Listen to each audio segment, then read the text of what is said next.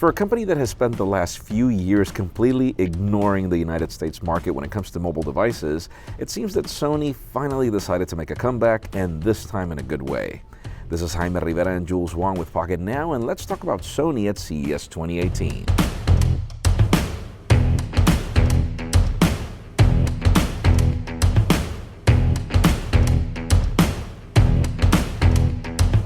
Keep in mind that the offerings that we see at CES are what Sony calls the high mid-range and the mid-range. No flagships to report on, so don't expect features like stereo speakers or water resistance, etc. At a glance, you'd assume that the design language is the same, but it actually isn't. The glass backs have been replaced with aluminum, and this time we have fingerprint scanners at the back that actually work in the United States. The L2 is the least remarkable of the bunch. We have a 5.5-inch 720p display that brings bezels on all sides. We have a MediaTek processor with 3 gigs of RAM and 32 gigs of expandable storage. Cameras are 13 and 8 megapixels, and we presume that the price tag will reflect the lesser specs included.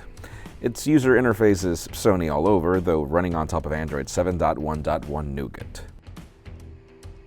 The XA2 and XA2 Ultra are pretty much siblings in most of the obvious things. Both share the same Snapdragon 630 processor, the same primary 23-megapixel camera, the same design elements across the board, up to the fact that the display hides the bezels on the sides. The display looks wide, but it's really just 16:9 aspect ratio at 1080p resolution on both. Obviously, the Ultra has a larger 6-inch display versus 5.2, a larger battery at 3580 mAh versus 3300.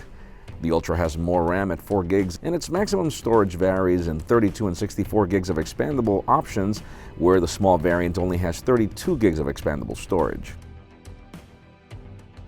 Another interesting kick is that the XA2 Ultra sports 2 selfie cameras, one with 16 megapixels in OIS and the other of 8 megapixels and a wide 120 degrees field of view. And yeah, there's even a flash here to bring better photos in low light. We've got a Sony proprietary user interface on top of Android 8.0 Oreo on both variants, and I'm actually not going to complain as the UI feels and looks fluid so far.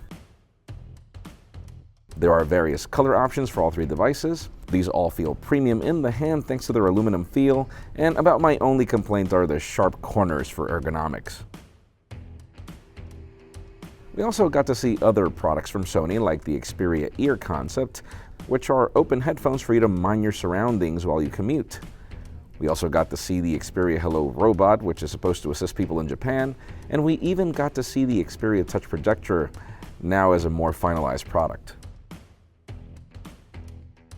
Let us know in the comments what you think of these new offerings, and while you're at that, subscribe to our channel for more CES 2018 coverage. You can follow Jules at PointJules and me at Jaime_Rivera on Twitter and on Instagram at Jaime Rivera. Please give this video a thumbs up if you like what you saw. I am Jaime Rivera. Thanks so much for watching. See you soon with more.